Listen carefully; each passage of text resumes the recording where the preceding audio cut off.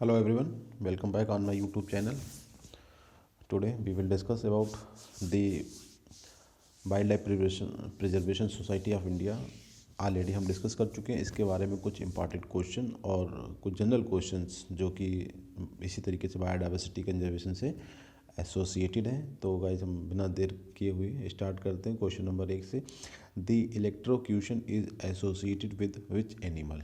तो आप लोग समझ सकते हैं इलेक्ट्रोक्यूशन का मतलब होता है, आप नॉर्मली न्यूज़ सुनते होंगे डेली न्यूज़ में कि जो हमारे प्रोटेक्टेड एरियाज हैं लाइक टाइगर रिजर्व्स या माइक साइट्स या प्रोजेक्ट टाइगर जो भी हैं, मतलब इस तरीके जहाँ पे एलिफेंट रहता है, तो वहाँ पे जो इलेक्ट्रिक वायर्स जो इलेक्ट्रिक की लाइन निकल के जाती है उससे आप न्यूज़ पे सुनते हो कि टाइगर की डेथ हो गई, मतलब तार टूट गया वहाँ पे बिजली का जो फायर होता है और उससे डेथ हो जाने का मतलब। तो इसमें मोस्टली जो एनिमल टारगेटेड होता है वो होता है आपका एलिफेंट। सही, तो electrocution is associated with which animals.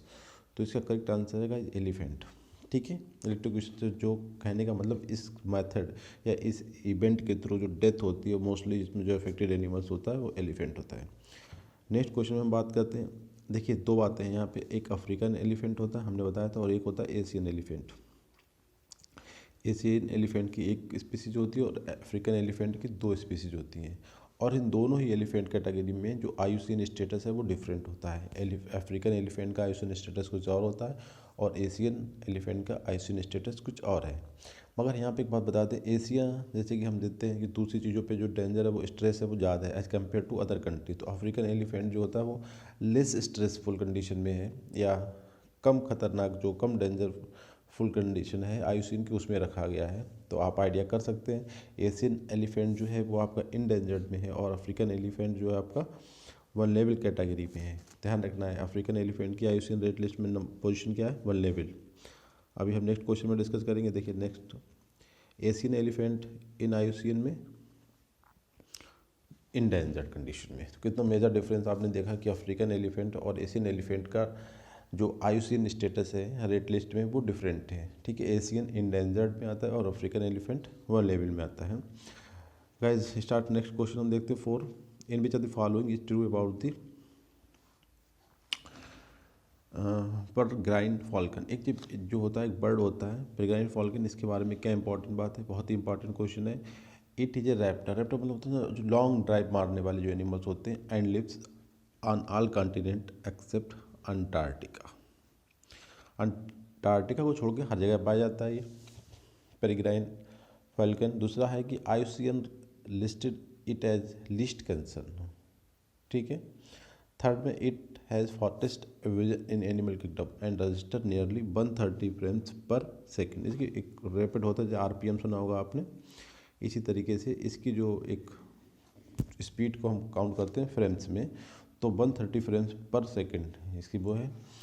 और D all of the above. तो पेरिग्राइन फॉल्कन के बारे में जो भी इन्फॉर्मेशन है कि अंटार्कटिका को छोड़ के सभी कॉन्टिनेंट में पाया जाता है और आईयूसीएन रेड लिस्ट में जो इसका स्टेटस है वो लिस्ट कंसर्न है, मतलब नॉर्मल है, कोई ज़्यादा इस पर मतलब कोई प्रॉब्लम है ही नहीं, बहुत ही कम इन्फॉर्मेशन इसके बारे में है। और इसकी जो आई की साइड है वो बहुत ज़्यादा, मतलब पूरे एनिमल किंगडम में सबसे तेज़ होती है और नियरली 130 फ्रेम्स पर सेकेंड की स्पीड से ये मूव करता है। तो all of the above are correct है guys, correct answer is D. Next point है साइट्स, जो हमारा ऑर्गेनाइजेशन है उसमें एलिफेंट का स्टेटस क्या है। तो ये बहुत ही कॉमन से क्वेश्चन है, हर एनिमल के बारे में बात कर रहा हूँ पिछले कई दिनों से। तो जो अपेंडिक्स फर्स्ट है उसी में साइट को रखा गया है। अपेंडिक्स फर्स्ट में वो एनिमल आते हैं जो इंडेंजर्ड होते हैं और जिन्हें बचाने के लिए बहुत ज़्यादा मतलब प्रयास करे जा रहे हैं प्रेजेंट टाइम में। तो consider the following statement with respect to mountain gorilla. देखिए माउंटेन गोरिल्ला के बारे में हमें बात करना है कि कौन से स्टेटमेंट, ठीक है, काफ़ी इंपॉर्टेंट है। माउंटेन गोरिल्ला, न्यू सर्वे रिवील्स इंक्रीज इट्स पॉपुलेशन। एक सबसे इंपॉर्टेंट बात, डाउन लिस्टेड हुआ ही है, मतलब इसके बारे में अच्छी खबर है कि क्रिटिकल इंडेंजर्ड से इंडेंजर्ड कंडीशन में आ गया ये। ठीक है। और तीसरी बात है कि it lives in mountains of Democratic Republic of Congo, Rwanda and Uganda at altitude of 8,000 to 13,000 feet, all of the above. तो ये सभी बातें जो हैं इसके बारे में करेक्ट हैं गाइस। ठीक है, देख लीजिए माउंटेन गोरिल्ला का पॉपुलेशन बढ़ा है और ये पहले क्रिटिकल इंडेंजर्ड में था, आज ये इंडेंजर्ड में आ गया है 2019 सितंबर की रैंकिंग। उसके बाद ये डेमोक्रेटिक रिपब्लिक ऑफ कांगो, मतलब जितनी भी कंट्री हैं, जो अफ्रीकन कंट्री हैं, democratic Republic of Congo, Rwanda and Uganda में हाई ऊंचाई, मतलब 8,000 फीट से 13,000 फीट की ऊंचाई में पाया जाता है। तो भाई इस तरीके से जो करेक्ट आंसर है वो आपका डी। नेक्स्ट क्वेश्चन में बात करते हैं, appendix first of CITES includes the animal which are. देखिए वही बात आ गई लौट के कि अपेंडिक्स फर्स्ट ऑफ साइट में कौन से एनिमल आते हैं, most endangered animals, most endangered among the plants, most endangered both animals and plants, most endangered among the animals plant and micro organism, और बढ़ गए। देखिए पहले अलग अलग हैं फिर तीनों आ गए, रियल में ये दोनों की थे, माइक्रो ऑर्गेनिज्म की बात नहीं करते। Most endangered animal among the both animals and plant के बीच में जो भी एनिमल जो मोस्ट इंडेंजर्ड है वो साइट की अपेंडिक्स फर्स्ट में इंक्लूड करे जाते हैं। तो गाइस करेक्ट आंसर आपका सी। नेक्स्ट क्वेश्चन में बात करते हैं,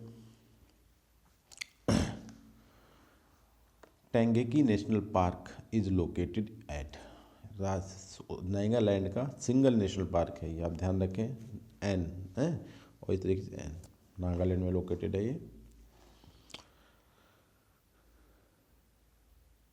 नेक्स्ट क्वेश्चन में बात करते हैं, in which are the following year the wild life preservation society of India establish. देखिए पहला क्वेश्चन आया जिसका हमने नाम लिया था कि ये जितने भी क्वेश्चन है आपके वाइल्ड लाइफ जो प्रिजर्वेशन सोसाइटी इंडिया उस पर बेस्ड है, इसमें पहला क्वेश्चन आया कि कब बनी थी, आपको अच्छे से याद होना था, ये 1958 में बनी थी। ठीक है, नेक्स्ट क्वेश्चन में बात कर रहे हैं, काफ़ी इंटरेस्टिंग क्वेश्चन है, मैचिंग करना है हमें। देखिए कुछ सोसाइटीज़ हैं और उनके हेड क्वार्टर्स कहाँ पे, ये बात करना है। तो WPCI का हेड क्वार्टर आपको बताया था कहाँ पे, देहरादून में, और WTI का आपको बताया था उत्तर प्रदेश के नोएडा में है, और बॉम्बे नेचुरल हिस्ट्री सोसाइटी का कहाँ बताया था, मुंबई में है, और NTCA national tiger conservation authority आपका न्यू दिल्ली में है। तो इस तरीके से जो करेक्ट आंसर है यहाँ पे वो गाइस ए। ठीक है, अच्छा इसके बाद आता है फिर सेंचुरी का नाम पूछा है, Parasnath wild life sanctuary is located eight, Parasnath. तो पारसनाथ वाइल्ड लाइफ सेंचुरी जो लोकेटेड है वो आपकी है झारखंड में, जो कि हमारा सेंट्रल स्टेट है। नेक्स्ट क्वेश्चन में हम बात करते हैं, इम्पॉर्टेंट क्वेश्चन, कि head quarter of wild life preservation society of India का हेड क्वार्टर्स कहाँ पे, अभी हमने बताया था आपका उत्तराखंड देहरादून में है ये।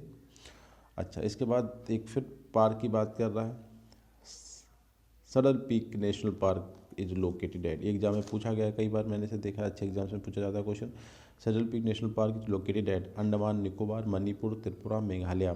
तो गाइज ये लोकेटेड है आपका अंडमान एंड निकोबार में। नेक्स्ट क्वेश्चन है, Cheetal is a journal published by which wildlife conservation organization. जैसे हमने देखा था बॉम्बे नेचुरल हिस्ट्री सोसाइटी जो ऑर्गेनाइजेशन था हमारा, वो 2 अपने जर्नल निकालता था, उसी तरीके से जो प्रिजर्वेशन सोसाइटी है, wild life preservation society of India या वाइल्ड लाइफ प्रिजर्वेशन ऑर्गेनाइजेशन जो इंडिया का है, वो एक अपना पब्लिकेशन एक जर्नल इशू करता है जिसका नाम है चीतल। ठीक है, तो करेक्ट आंसर गाइस क्या है आपका सी। नेक्स्ट क्वेश्चन में बात करते हैं, a high density of protected animal in a national park can result, कि किसी नेशनल पार्क में किसी एक टाइप के एनिमल की डेंसिटी बहुत बढ़ जाती है। तो इसका क्या मतलब होगा कि वो कहीं बाहर से आ गए, या वो किसी दूसरे एनिमल को प्रीडेट कर रहे हैं, या वो आपस में कोलैबोरेट करना शुरू होगा, म्यूचुअलिज्म में रहना स्टार्ट कर दिया, या फिर उनके बीच में इंटर स्पेसिफिक कंपटीशन जो है उसका रिजल्ट है। तो इसका सिंपल सा आंसर होता है कि देखिए a high density of a protected animal in a national park, जो प्रोटेक्शन प्रोवाइड करा गया है उसे, और एक नेशनल पार्क में उसके नंबर बढ़ जाने का मतलब सीधा सा है कि उनके बीच जो है वो इंट्रा स्पेसिफिक कंपटीशन जो है उसका रिजल्ट होगा कि उनका नंबर बढ़ेगा। ठीक है, हाई डेंसिटी उसका रिजल्ट क्या होगा कि आपस में वो एक दूसरे के साथ बहुत सारे रिसोर्सेज के लिए आपस में लड़ना शुरू कर देंगे। ठीक है ना, आपस में ज़्यादा लोग होंगे तो फूड कम होगा, तो म्यूचुअलिज्म कहाँ से आएगा, एक दूसरे को प्रीडेट कैसे कर लेंगे, क्योंकि एक ही कैटेगरी के, तो उनके बीच एक आपस में इंटर स्पेसिफिक कंपटीशन स्टार्ट हो जाएगा। तो इस तरीके से गाइस जो है ये 15 क्वेश्चन आपने देखे, काफ़ी इंटरेस्टिंग क्वेश्चन हैं। तो इसी के साथ thank you very much for watching and I hope you enjoying this video. Thank you very much.